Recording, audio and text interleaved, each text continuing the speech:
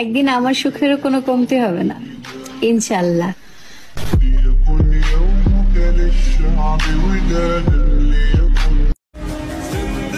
যেই তোমারে একদিন না দেখলে পাগল হইয়া যাইতাম, সেই তোমারে দিনের পর দিন না দেখে থাকতেছি।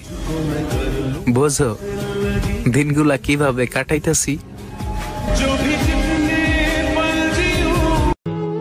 আমার খুব জানতে ইচ্ছে করে, জানো তুমি কি আমার পরেও কাউকে ভালোবাসবে?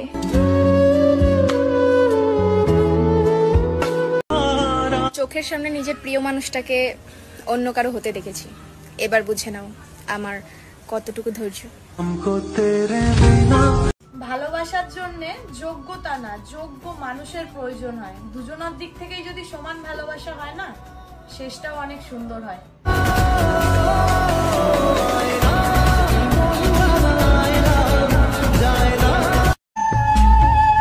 তোমার আমি হারাইতে চাই না, ধরে রাখতে চাই, কিন্তু তুমি যদি নিজেই না থাকো, রাখার ক্ষমতা আমার নাই।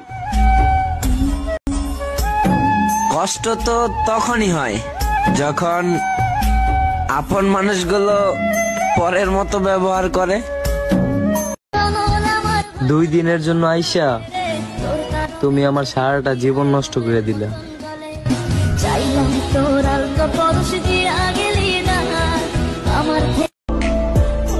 আমি কি বলেছিলাম আমাকে ভালোবাসতেই হবে? তুমি মায়া বাড়ালে, আবার তুমি ছেড়ে চলে গেলে। আমার মূল্য আমার স্বামীও বুঝবে, তবে আমি হারিয়ে যাওয়ার পর।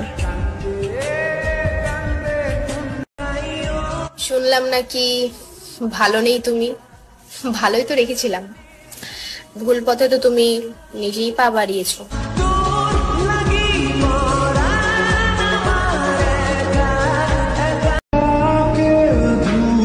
আমার পুরা পৃথিবী লাগবে না, তুমি থাকলেই আমি সুখী। কিছু জিনিস হাসি মুখে ছেড়ে দিতে হয়, হোক বন্ধুত্ব বা ভালোবাসা। তাই তো আজ আমিও তোমায় ছেড়ে দিলাম হাসি মুখে। ভালো থাকো প্রিয় মানুষের সাথে। ভাগ্যক্রমে একটা মা পাইছি, কিন্তু আমার মায়ের ভাগ্যটাই খারাপ, ভালো সন্তান পায় নাই।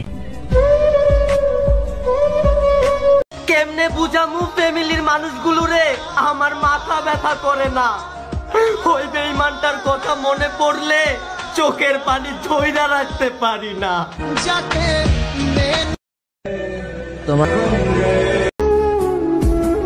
সত্যি খুব কঠিন নিজের অনুভূতিগুলো অন্যকে বোঝানো।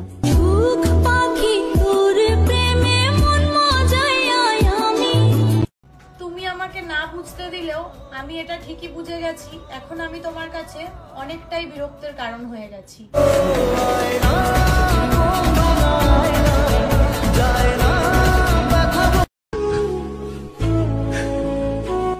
কান দিয়া কি পান দিয়া রাখা যায় যদি মানুষ স্বেচ্ছায় না থাকে?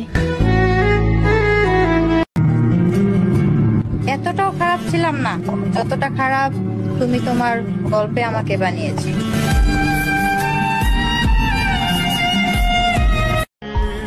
প্রিয় মানুষটা যদি ঠিকঠাক মতো কথাবার্তা না বলে, তার থেকে বেশি যন্ত্রণা মনে হয় এই দুনিয়ায় আর কিছু নাই।